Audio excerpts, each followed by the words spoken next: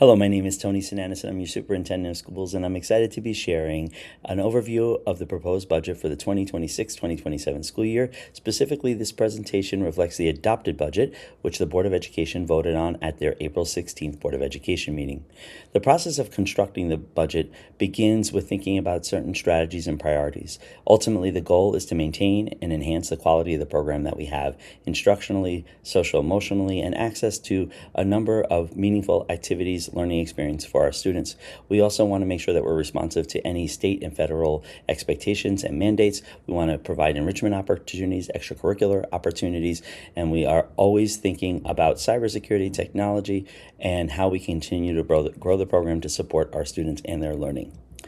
We rely on the Herrick's Compact to inform that decision-making, to inform what we prioritize when we are proposing the budget. We think about our portrait of a graduate in the 6 C's. We think about our core values. We think about our district instructional priorities annually. And then, of course, we have our strategic plan that is guiding all of that work. We use that, coupled with our mission statement, to not only design and work through different iterations of the budget, but eventually to construct a proposed budget and share that with the community, which is what you're seeing here. Some of the highlights that we like to spotlight, because ultimately we are doing this work for our kids. We want to support the programs that we have. We want to grow the programs that we have, because each year, and this is something that we can have slides and slides on in terms of the highlights, we have wonderful things that we want to spotlight and share with the community. We have our Nassau County Boys Varsity Soccer Champions this year. We had 5 National Merit semifinalists. We had 4 Regeneron Science Talent Search Scholars. We had 980 students take AP exams this year, and the list can go on and on. But this is why we take months to develop a budget, so that we can support programming and experiences like these. This is what it looks like in our schools. Whether they're learning in a classroom, whether they're having a special event, the goal is to provide our students with the most amazing academic experience and school experience that they could have. And that goes beyond just the classroom learning. We also think very actively about the arts, our music program, our theater program, our arts program. Of course, we think about our athletic program, because our students devote so much of their time to their sports, to their craft, and we're so proud to support that work, because, go Highlanders. As we think about what we are proposing for 26-27, I want to highlight some numbers for you that are important that you will have access to if you come out and vote on May 19th. This would be proposition number 1 on the ballot. This is the general budget. What we're proposing is a $4.7 million increase over the current budget. That is a 3.3% increase. That also is reflected in the form of a tax levy. We are proposing a 2.12% increase in the tax levy over this year. The levy limit was 2.3%. We came in under that when we are proposing the budget for next year. Also important to note that our 10-year average in the tax levy is 1.7%. This is a breakdown of the different components. This is a requirement from New York State to share with our community where the money is related to programming and instruction, administrative costs, capital, and all of this speaks to the overall budget that we are asking the community to vote on in May. Some of the major drivers behind this. This is some information about where the increases and in some cases decreases are happening. So some of the main drivers are in our teaching staff and their benefits, but also in transportation, in special education, and you'll see the totality of those drivers equal that $4.7 million increase. And those include payroll increases, legal support increases. We think about transportation costs, special education costs, and that is what is driving the increase in the budget. We also have revenue streams that help balance out the budget, and the majority of the money that the district has as revenue comes from property tax. That is a significant portion, but we also have a significant portion from state aid. And we were very fortunate this year to receive an increase in state aid over last year, and those revenue sources help balance out the expenditures. So what are some of the things that we are proposing for next year? First and foremost, we are asking the community to consider, when voting on the budget, the addition of a dean at the high school. So be a student-centered leadership position focused on culture, restorative practices, and of course, maintaining a safe and supportive environment. We are also looking to add junior varsity flag football, which would require a coach, and unified bowling, which would also require coaches. Additionally, we would be adding an elementary school psychologist to serve as a CST chair at the elementary level. That is a cost-neutral feature to the budget, because 3 TA positions that are no longer needed will be converted to fund this elementary school psychologist CSC chair position. Additionally, we're looking to maintain the work we've committed to in the strategic plan. We're looking to change out some textbooks. Next year, it's in our social studies program, American and U.S. history courses, and of course, we're constantly upgrading technology, new Chromebooks, back-end upgrades, software upgrades, cybersecurity upgrades, and building in redundancy to ensure that our kids have access to the internet when necessary throughout the day of learning.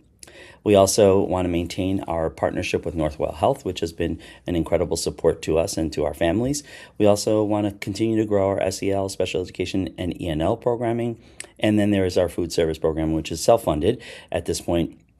Is also universal lunch, which is free for our community, but there are costs associated with that, and that is funded through a different fund. So we are looking to maintain those things moving forward.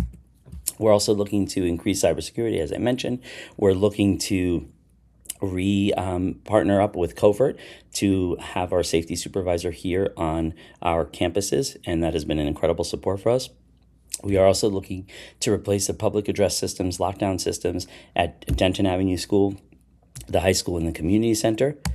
Additionally, there are some ongoing facilities projects, whether it's classrooms being refurbished, doors being changed out, fencing being upgraded, windows being glazed, parking lots, sink bases. All of these things are ongoing projects that you will see annually.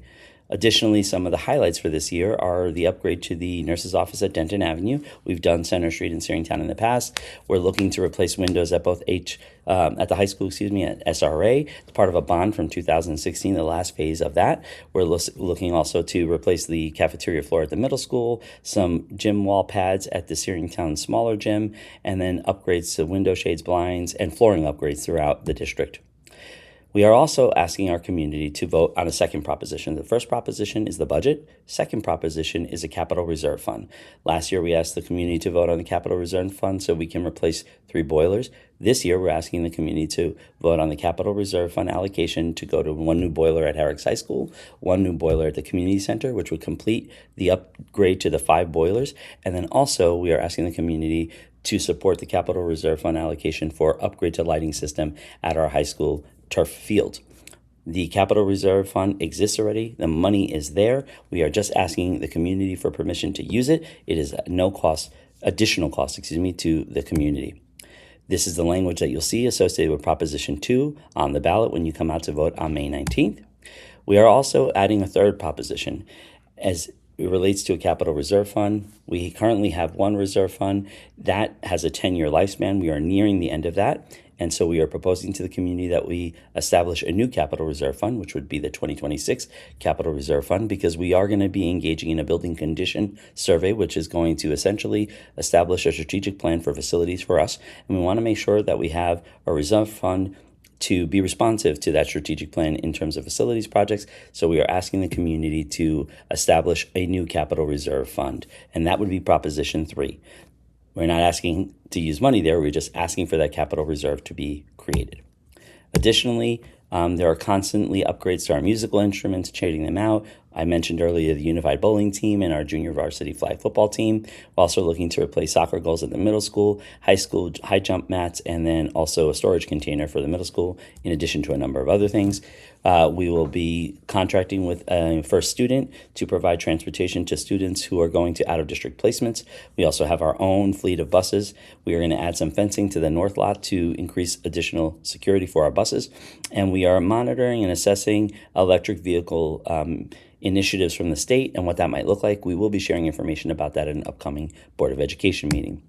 Additionally, the community center is also the hub for various community programs. We have a senior citizens lunch program, we have the adult education program, and we have certain tenants like the Classical School of Ballet who work here in the community center, and we are looking for that to be maintained moving forward.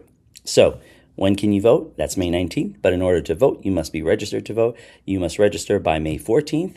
There's information here. You may want to pause right now to get this information. You can register with Nassau County, but again, the day is Tuesday, May 19th from 7 a.m. to 9 p.m. here at the Community Center Gym. We hope to see you there. Thank you so much. Have a wonderful rest of your week.